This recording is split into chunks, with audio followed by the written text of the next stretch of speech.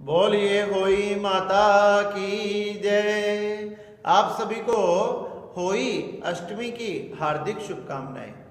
होई अष्टमी व्रत कार्तिक मास के कृष्ण पक्ष की अष्टमी के दिन किया जाता है। यह व्रत सभी माताएं अपने संतान की रक्षा के लिए, उनकी सुख की प्राप्ति के लिए, धन वैभव सुख संपत्ति के लिए तथा अपने संतान पर आने वाले सभी संकटों तथा कष्टों को टालने के लिए करती है।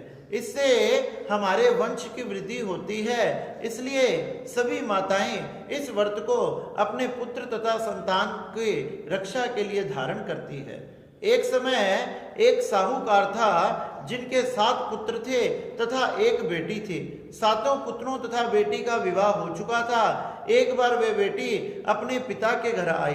तब भाभीियों ने कहा कि हम मिट्टी खोदने के लिए जा रहे हैं। तब वह उनकी नंद कहने लगी कि भाभी मैं भी आपके साथ चलूंगी। जैसे ही वह मिट्टी खोदने लगी, मिट्टी खोदते खोदते उसके हाथ से, नंद के हाथ से एक स्याऊ का बच्चा मारा गया। जैसे ही साहू का बच्चा मारा गया, साहू वहां प्रकट हो गई और कहने लगी तूने मेरे बालक का वध किया है, इसलिए अब मैं तेरी कोख को बांध दूंगी। वो नंद रोने लगी, विलाप करने लगी, चिल्लाने लगी, अरे तुम मेरी कोख को बांध दोगी तो मेरे किस प्रकार से वंश वृद्धि होगी, संतान की प्राप्ति होगी, मेरे घर में मुझे रहने नहीं दिया जाएगा, मेरे पति मेरे सास ससुर मुझे घर से निकाल देंगे। हे माँ आप ऐसा मत करो। माँ कहने लगी कि मैं कोख बांध कर रहूंगी क्योंकि तूने पाप किया है। जब वह नंद अपनी भाभीियों से कहने लगी कि हे भाभीियों मेरे स्थान पर तुम अपनी कोख बंधवा लो, लेकिन उनकी सभी भाभीियों ने मना कर दिया। जब 6 भाभीियों ने मना कर दिया तो 7वीं जो सबसे छोटी थी वह सोचने लगी अगर मैंने भी मना कर दिया तो मेरी सास मुझे खूब लड़ेगी, नाराज हो जाएगी और क्या पता मुझे घर से ना निकाल दे कि मैंने अपनी नंद की बात नहीं मानी। यही सोचकर उसने कहा कि ठीक है दीदी, मैं आपकी जगह अपनी कोख बंधवा लूंगी। तो स्याऊ माता ने उसकी कोख को बांध दिया। सुंदर समय आने पर सभी भाभीियों के नंद के पुत्र आदि की प्राप्ति हुई, वंश में वृद्धि हुई, लेकिन जो 7वीं सबसे छोटी बहू थी उनके यहाँ पुत्र होता और 7वें दिन मर जाता। इस प्रकार से उसके कई पुत्र हुए और कई पुत्रों की मृत्यु हो गई। एक दिन वह बड़ी दुखी हुई। वह सोचने लगी मेरे पुत्र हो जाते हैं लेकिन इनकी मृत्यु क्यों हो जाती है, इसका क्या कारण है।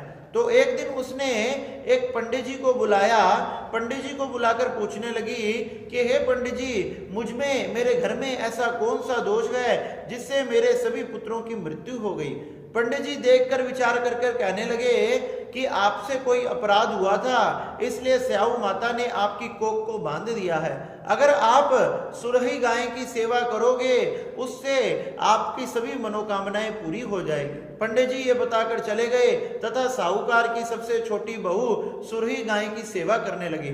सुरही गाय के आश्रम में जाती और वहां जाकर सुबह सुबह ही सारे काम को कर आती तथा जैसे ही सुरही गाय उठती, उठकर देखी कि सारा काम कौन कर गया तो वो बड़ी हैरान होती। ऐसे कई दिन व्यतीत होने लगे लेकिन सुरही गाय को समझ नहीं आया कि मेरी सेवा ये काम काज कौन कर कर जाता है। इस प्रकार से वह कई दिन विचार करती रही। जब कई दिन विचार करती रही तो उसके दिन एक दिन मन में आया क्यों ना मैं ब्रह्म मुहूर्त में उठकर जल्दी उठकर देखूं कि यह सब कार्य कौन करता है। एक दिन वह जल्दी उठ गई। जैसे ही वह जल्दी उठी उसने देखा साहूकार की सबसे छोटी बहू आकर ये सारा कार्य करती है। उसने छोटी बहू को बुलाया कि हे बेटी, तुमने मेरी बड़ी सेवा की है, तू मांग, क्या मनोकामना है तेरी, मैं तेरी सब मनोकामनाएं पूरी करूंगी। कहने लगी कि माँ, स्याऊ माता ने मेरी कोख को बांध रखा है, अगर आप कृपा करो तो वो मेरी कोख खोल देगी जिससे मेरे पुत्र आदि की प्राप्ति हो जाएगी, मेरे सभी पुत्र जीवित हो जाएंगे, ऐसी कृपा करो। जब वो गौ माता कहने लगी कि बेटी तू किस प्रकार से चिंता मत कर, वो स्याऊ माता मेरी सहेली है जो 7 समुद्र पार रहती है, तू मेरे साथ चल, मैं तुझे वहां लेकर जाऊंगी। जब साहूकार की बेटी उन गौ माता के साथ 7 समुद्र पार जाने लगी तो रास्ते में कड़क धूप आ गई। जब कड़क धूप रास्ते में आई तो वो दोनों एक विशाल वृक्ष के नीचे रुक गए। जैसे ही वो विशाल वृक्ष के नीचे रुके उस समय साहूकार की बहू ने क्या देखा कि एक सांप का बच्चा गरुड़ के बच्चे को मारने की कोशिश कर रहा है। जो गरुड़ का बच्चा बड़ा ही छोटा था तथा उस बहू ने क्या किया, मार पीट कर उस सांप को भगा दिया तथा उस गरुड़ का बच्चा काफी डर गया। जैसे ही गरुड़ की पत्नी उड़ते हुए आई, अपने बच्चे को इतना डरा हुआ देखा, बिलखते हुए देखा, तो उस साहूकार की बहू के चोंच मारने लगी। अरे दुष्टनी, अरे पापनी, तू मेरे बच्चे को मारना चाहती है, देख मेरा बच्चा कितना डरा हुआ है। जब साहूकार की बेटी बहू कहने लगी कि हे गरुड़नी जी, मैं तो आपके बालक की रक्षा करी है, एक सर्प आकर इसे मारना चाहता था लेकिन मैंने उसे मार पीट कर भगा दिया, इसलिए मैंने तो आपके मानो इस बच्चे को, मरे हुए को जीवित किया है।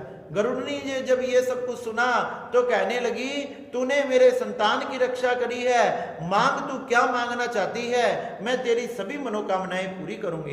कहने लगी कि अगर आप मुझ पर प्रसन्न हो तो 7 समुद्र पार सहु माता रहती है, मुझे उसके पास पहुंचाने की कृपा करो। उन्होंने कहा, तुम चिंता मत करो, तुम दोनों मेरी पीठ पर विराजमान हो जाओ, मैं अभी तुम्हें वहां लेकर चलती हूँ। गरुड़नी ने अपने पीठ पर उन दोनों को बिठाया और देखते ही देखते कुछ पल के अंदर 7 समुद्र पार कर गई और 7 समुद्र पार कर कर स्याऊ माता के पास पहुंचा दिया। स्याऊ माता ने जैसे ही देखा कि सुरही गायें आई है, उन्होंने कहा कि सेली, तुम तो बहुत दिनों में आई, आज तुम जैसी आई मेरा मन बड़ा खुश हो गया, मैं प्रसन्न हो गई।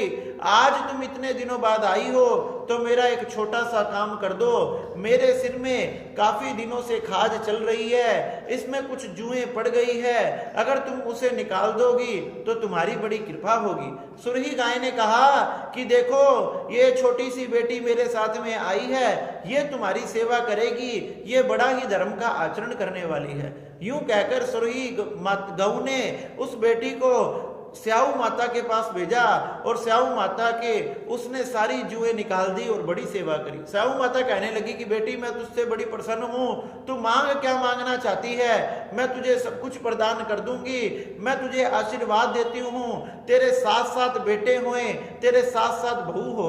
वो बेटी कहने लगी, माँ मेरे तो एक भी पुत्र नहीं है, 7 बेटे कहाँ से होंगे। माँ ने पूछा, इसका कारण क्या है। कहने लगी कि आप वचन दो, आप मेरी मनोकामना को पूरी करोगी जब ही मैं आपको बात बताऊंगी। माँ ने वचन दिया, तूने मेरी सेवा की है, मैं तेरी सभी मनोकामनाएं पूरी करूंगी, तू चिंता मत कर। जब साहूकार की सबसे छोटी बहू ने कहा कि माँ मेरी कोख तो आपके पास बंधी हुई है, मेरी कोख आपके पास बंधी हुई है, अगर आप उसे खोल दोगी तो मेरे जो पुत्र मृत्यु को प्राप्त हो चुके हैं वो सब जीवित हो जाएंगे और मुझे उन सब का सुख प्राप्त होगा। हे माँ मुझ पर दया करो, हे माँ मुझ पर कृपा करो। इस प्रकार से सहु माता कहने लगी कि अरे बेटी, तूने तो मुझे ठग लिया, मेरी सेवा कर कर मेरे द्वारा वचन को पूरा करवा लिया, जा मैं तुझ पर प्रसन्न हूं, मैं तुझे आशीर्वाद देती हूं, तू अपने घर जाकर देख, तेरे 7 बेटे आंगन में बैठे होंगे और केवल बेटे ही नहीं, उनके साथ उनकी पत्नियां भी आंगन में बैठी होगी। तू जा मेरी पूजा करना, अपने घर में अहोई बनाना, अहोई बनाकर धूमधाम से मेरा उत्सव बनाना, होई का व्रत करना, मेरा उज्जवल करना, मेरा उदापन करना, इससे मैं तेरी संतान में, मैं तेरे वंश में सुख समृद्धि में वृद्धि करूंगी तथा तेरे सभी संकट कष्ट आदि का हरण कर लूंगी। यह सब जैसे ही छोटी बहू ने सुना, वह फटाफट अपने घर पहुंची। घर के आंगन में जैसे ही पहुंची, उसने क्या देखा कि 7 बेटे अपनी अपनी पत्नियों के साथ बैठे थे। उसने जाकर दीवार पर, मटका पर, सभी जगह होई को बनाना प्रारंभ किया, होई का उत्सव बनाना प्रारंभ किया, भजन कीर्तन आदि करना प्रारंभ किया तथा व्रत धारण किया। इतने में ही उनकी जिठानी तथा 2 रानियों ने कहा कि जल्दी जल्दी पूजा कर लो, नहीं तो उसकी रोने की आवाज आ जाएगी। जिठानियों ने कहा उसके रोने की आवाज आएगी, हम फटाफट पूजा कर लेते हैं। उन्होंने फटाफट पूजा की, लेकिन आज उसके रोने की आवाज नहीं आई। जब 2 रानी की रोने की आवाज नहीं आई तो जेठानियों ने अपने बालकों से कहा कि जा देख कर आ क्या बात हुई। जैसे ही बालक आज देखने गए छोटे साहूकार की बहू के उस दो रानी के घर पर उसके सातों बेटे तथा अपनी पत्नियों के साथ माँ होई की पूजा कर रहे थे, माँ का उत्सव बना रहे थे। ये सब जब बालकों ने देखा तो अपनी माँ को जाकर कहा, कहने लगे उनके तो सातों पुत्र जीवित है और तो और उनकी पत्नियां भी है और होई माता का पूजा कर रही है, व्रत आदि कर रही है। जैसे ही जेठानियों ने ये सब कुछ सुना वह दौड़ी दौड़ी अपनी दो रानी के पास गई कि हे देवरानी, तुमने ये सब कैसे किया, तुमने अपनी कोख कैसे छुड़वाई। वह कहने लगी, होई माता बड़ी दयालु है, बड़ी कृपालु है, उन पर मुझ पर कृपा कर कर, मुझ पर दया कर कर मेरी कोख को खोल दिया, जिससे मुझे मेरे 7 पुत्र ही नहीं 7 बहुएं भी प्राप्त हो गई। सबने कहा कि होई माता ने जैसे छोटी बहू पर कृपा करी वैसे सब पर करना, सबके सुख समृद्धि करना, सबके वंश में वृद्धि करना, सबके संतान की रक्षा करना। इस प्रकार से सारे नगर में ढिंढोरा पिटवा दिया, सभी होई माता का व्रत करने लगे।